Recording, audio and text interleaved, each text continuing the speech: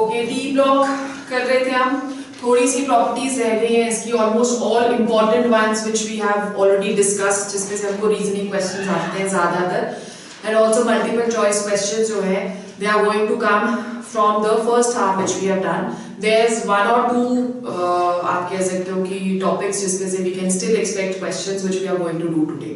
Okay, so we know that when we are talking of D block, तो D block में हमने उसका atomic radii कैसे very करता है, आयनाइजेशन एनर्जी कैसे वेरी करती है, मेटालिक कैरेक्टर कैसे वेरी करता है, तो ये इसकी रिडक्शन पोटेंशियल कैसे वेरी करते हैं और ऑक्सीडेशन पोटेंशियल्स कैसे करते हैं, ऑक्सीडेशन स्टेट्स कैसे वेरी करती है, ये इसकी मेन जो थी प्रॉपर्टीज थी।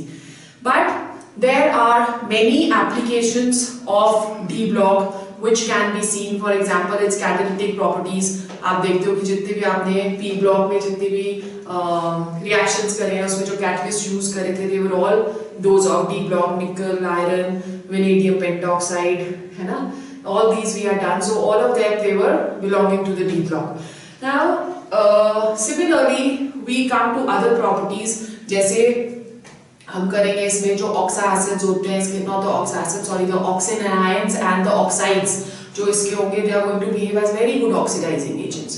और दो ही आपके सिलेबस में, one is K2Cr2O7 and the other one which is KMnO4, that is going to be the last topic of this chapter which we will do tomorrow. Okay, so today we are going to do a few properties. The first one which we will do that is colour, right?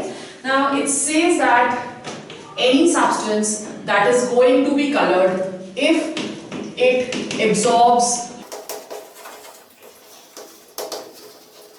radiation, ठीक है, if it is going to absorb radiation of any specific wavelength।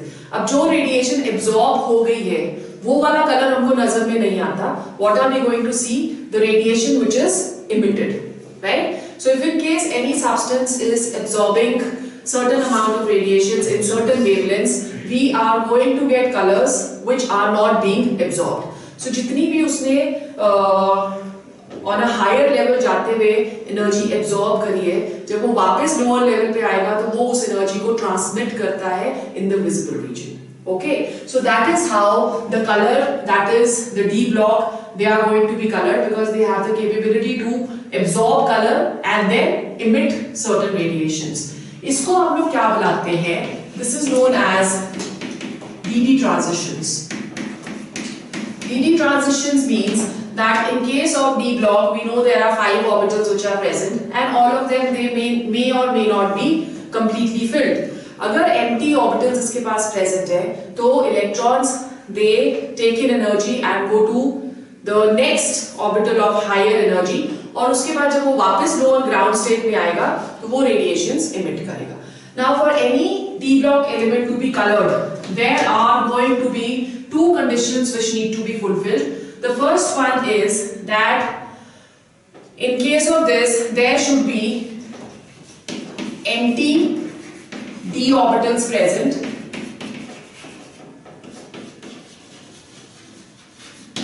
ठीक है? There should be empty D orbitals present. Then number 2, there should be electrons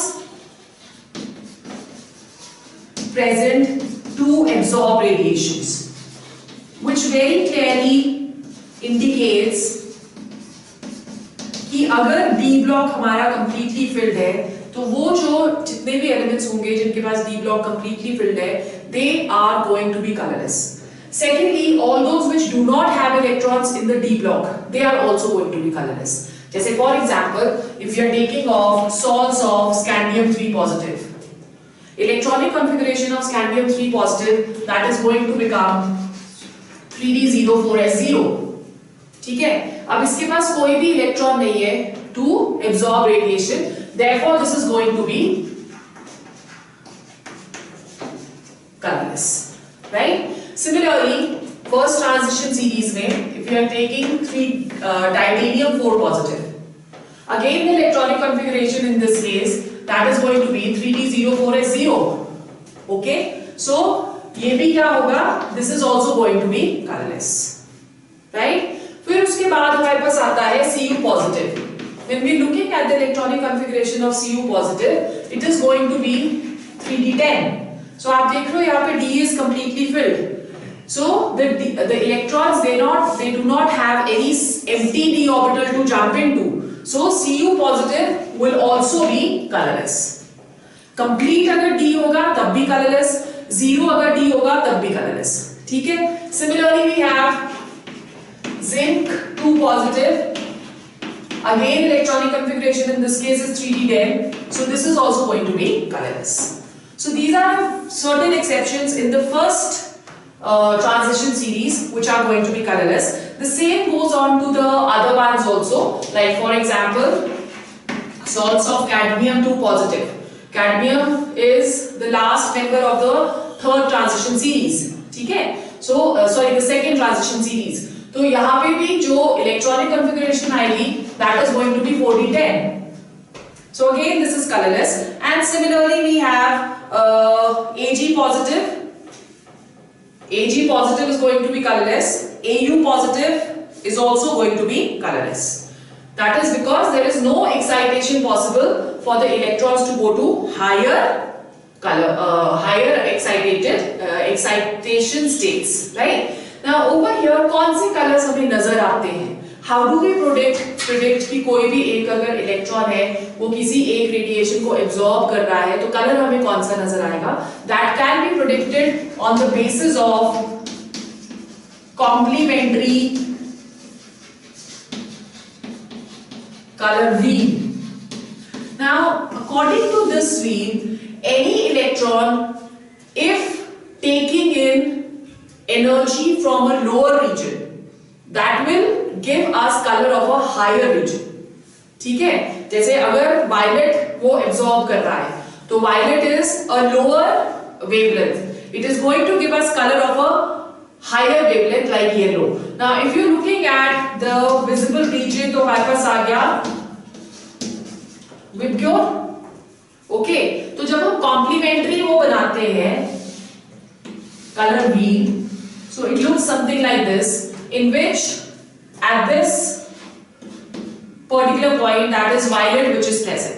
तो जो opposite इसके color होगा that is going to be its complementary color, and that color that is going to be yellow, which means if the electron that has absorbed wavelength with violet, it is going to appear yellow to us. So this is the complementary color. और अगर उसने yellow की wavelength को absorb करा है तो वो हमें क्या नजर आएगा? violet. ठीक है? Similarly जो blue होता है, blue का complementary color that is going to be orange, and green का complementary color that is going to be red. Is it clear? So this is what complementary colors are. So opposite colors they are going to be complementary, and that is what we are going to see. If it is absorbing violet, we get yellow. If it is absorbing blue, we get orange. If it is absorbing green, we are going to get red. Okay. Now we say that when we are talking of Ag positive, in case of Ag positive, we already said that it is colorless. ठीक है? But sometimes it so happens that there are certain compounds of Ag which are colored.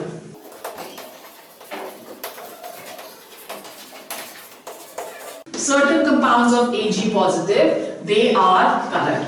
Now, what is going to be the reason behind this? The reason behind this is that in this case, if the you can say the ionic character is less than 20%, only then those salts they are going to be colored. ठीक है? So if the ionic character is less than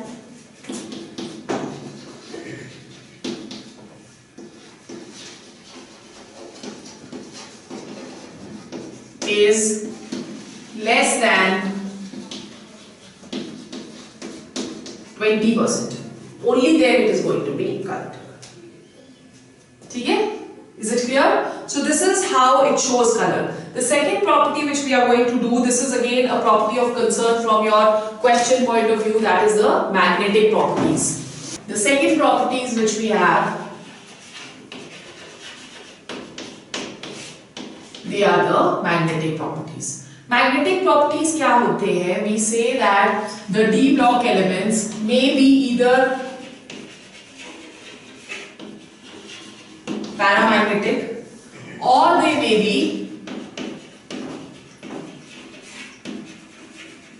diamagnetic. Paramagnetic कौन से होते हैं? Paramagnetic are those substances which are weakly attracted by the magnetic field. So these are going to be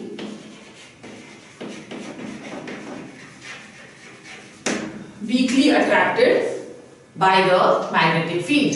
ठीक है? और diamagnetic कौन से हुए? Diamagnetic are those which are repelled by the magnetic field. ठीक है? Now over here, why does this paramagnetic or diamagnetic character arises? Paramagnetic character that generally arises due to presence of unpaired electrons.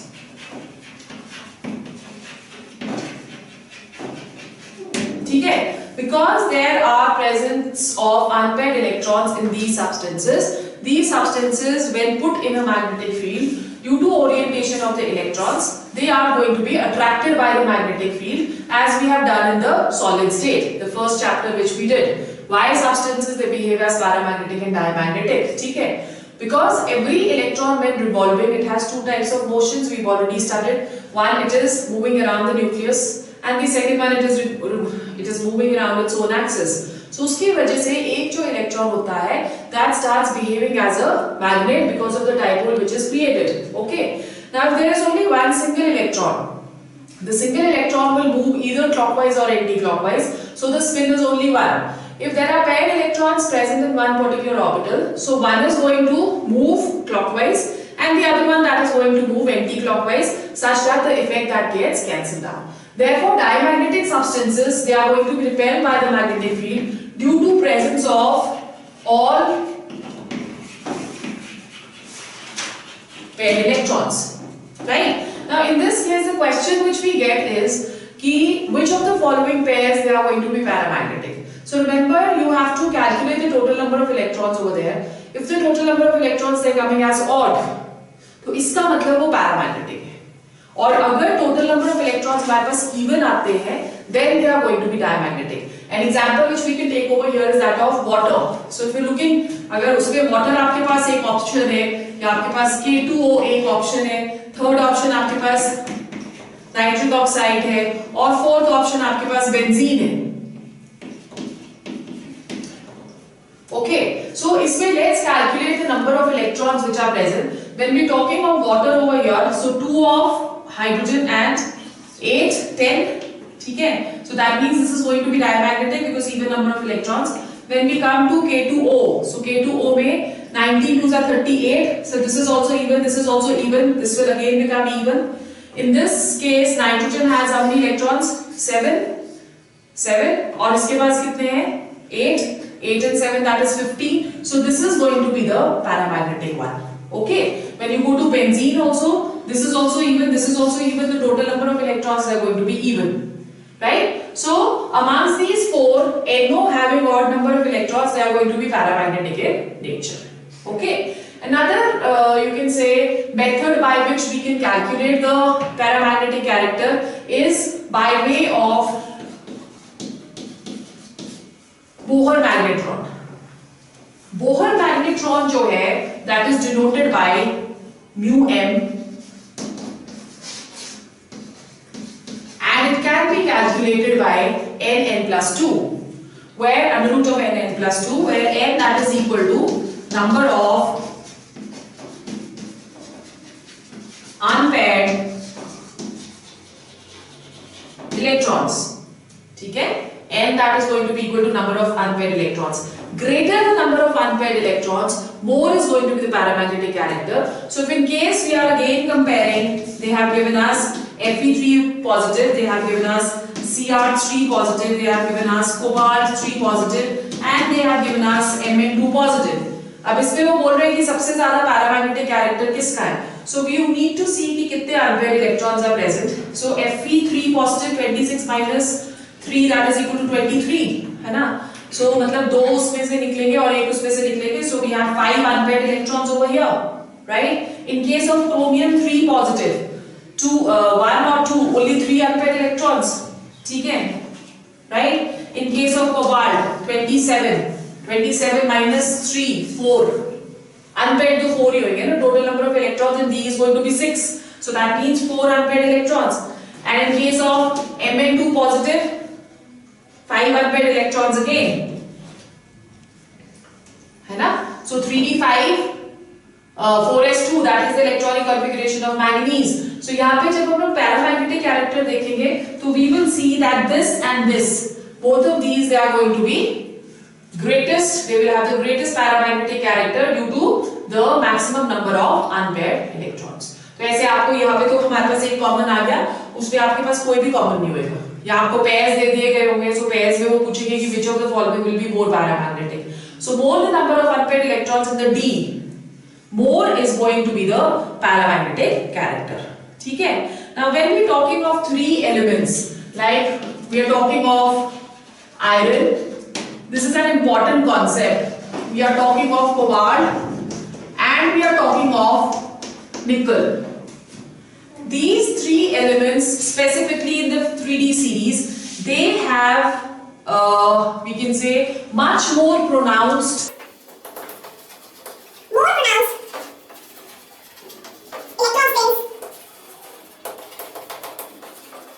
to unpaired electrons. ठीक है? So because of high number of unpaired electrons over here, they have a greater spin, as a result of which they are going to be very highly paramagnetic. So therefore we give them another name which is known as ferromagnetic. Because they behave as magnets themselves in the presence of a magnetic field. So these are going to be known as ferromagnetic substances. ठीक है? So this is the you can say magnetic character.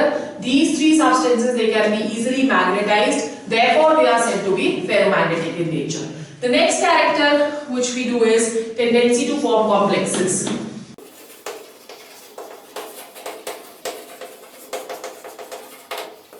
Tendency to form complexes. Now in this case, जब हम इससे next chapter पढ़ेंगे coordinate compound, we say that all the metals which form coordinate compounds, they belong to the D block, right? Now why this is happening, the reason behind this is that the D block, they have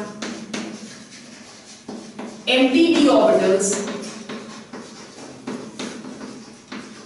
and hence can attract the acceptor atoms which are known as ligands. This we will study in coordinate chemistry in detail. ठीक है? Empty d orbitals and hence they attract the acceptor atoms and therefore easily form complexes. Okay, so over here the point of attachment or the number of bonds it forms with the ligands, the most common ones, they are going to be either 4 or 6, right? So how many ligands they can form bonds with the D block elements, that is going to be either 4 or it is going to be 6. Okay, the reasons behind this tendency to form complexes, that is number 1, small size, number 2, because of small size they have higher nuclear charge. ठीक है? फिर उसके बाद number 3, they have empty d orbitals where the electrons they can reside easily. So number 3, they have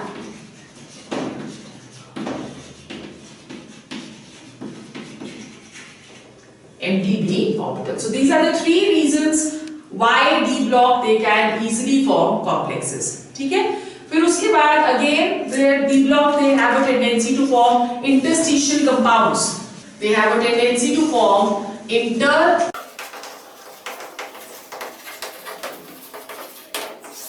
compounds.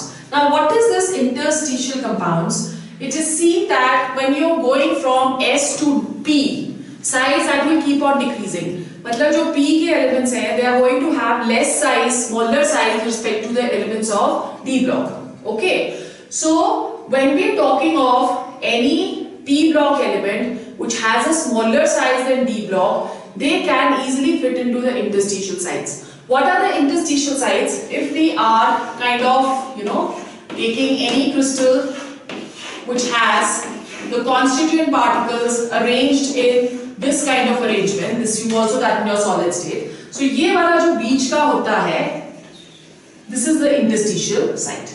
Okay, and this is an example which we can take of tungsten carbide, where this is tungsten. Tungsten has a larger size, and carbon that is going to have a smaller size. So carbon can easily fit inside the interstitial sites. So they have a tendency to form interstitial sites. What is going to be the reason behind this? The reason is that the size of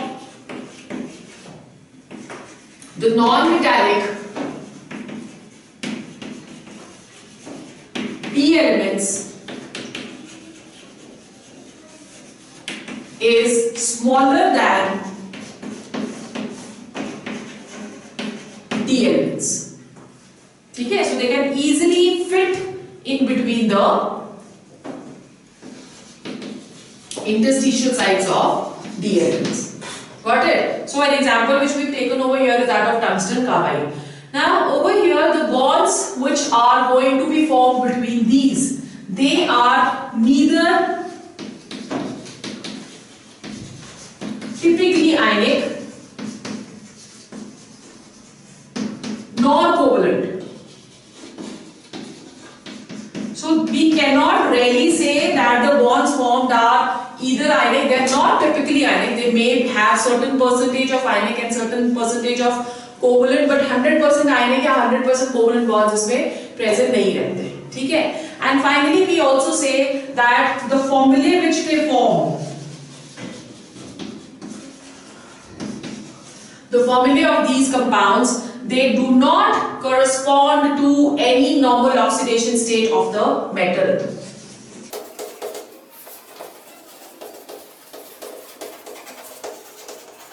Normal oxidation state of the metal. ठीक है? Clear? Now when we are talking of interstitial compounds, there are certain properties which are going to be enhanced when we are making them. Let's go to the characteristics of interstitial compounds. The first characteristic of interstitial compound is that they have similar chemical properties. The interstitial compounds, they will have similar chemical properties but different physical properties.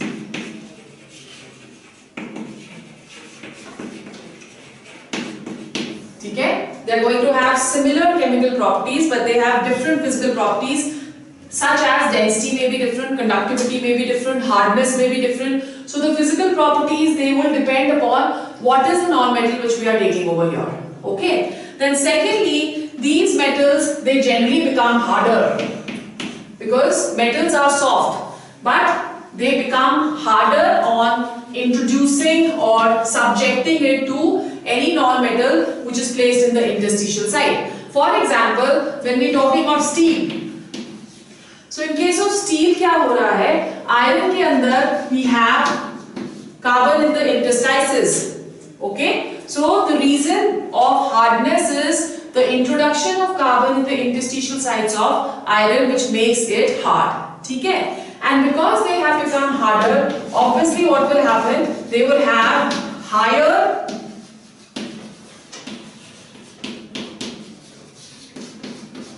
melting points. Right? So their melting points, they are going to become higher. Then the last property which we are going to discuss over here, that is the catalytic properties. Catalytic properties of D block. All the D block elements, they behave as good catalysts. The reason behind that is that the N-1 D d orbital, they have empty orbitals. Subshell it has, or shell has empty orbital, as a result of which they have a tendency to form temporary bonds.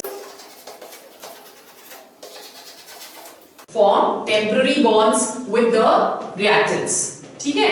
So वो d orbitals होते हैं, आपने already surface chemistry में भी ये पढ़ा हुआ है. तो d orbitals के पास जो empty orbitals होते हैं वो एक temporary bond formation करते हैं with the reactants, जिसकी वजह से the reactants they come closer to each other and hence the reaction that proceeds at a faster pace.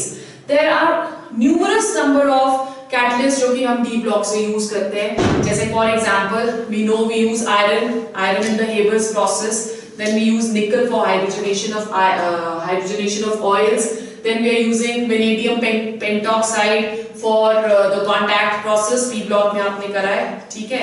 Then we are also using molybdenum as a promoter. So there are ample catalysts which can be used. Okay, and also manganese dioxide that is used to decompose potassium chlorate when we were preparing oxygen. So all these catalysts we have done. So mostly जितने भी हम लोग catalyst करते हैं, they all belong to the d block elements because of empty d orbitals which are present.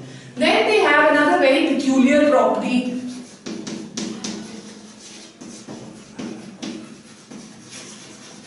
which is alloy formation. Alloys क्या होते हैं? Alloys they are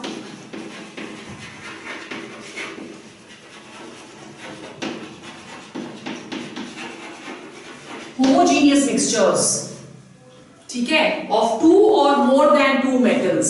अब वो जो metals यहाँ पे होते हैं, they generally belong to the d block. Why do d block only contain or are the major constituents of alloys? That is because of the reason that the d block elements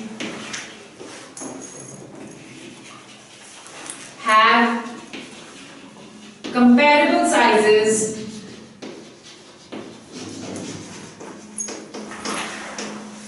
ठीक है, they are going to have comparable sizes because of which क्या होगा कि अगर सबके sizes same हैं, जैसे again if you are taking that there is one metal which is present like this, okay, and we want to introduce another metal into this such as to make it or convert it into an alloy. Alloy will always have better properties of conductivity and density and hardness with respect to that of the soft metal, ठीक है? So अगर हम इसमें कुछ और introduce करते हैं, so that can take the place of the element which is already present, ठीक है? जैसे bronze हो गया, bronze is copper and zinc का alloy. So in that case, because copper and zinc almost have the same sizes, they can be easily interchanged. So that is why they form alloys, ठीक है? Now alloys जिनके पास mercury होता है as one of the constituents, you already know that they are known as what? They are going to be known as amalgams, ठीक है? So all those which have mercury over here, they are going to be known as amalgams. So this is all what we are going to do today. Tomorrow we are going to do two important compounds of D block. One is potassium permanganate and potassium dichromate, and with that we finish D block. F block is a very small topic which we will try to finish it in one day only. And then we go on to the 9th chapter, which is polymer chemistry. ठीक है?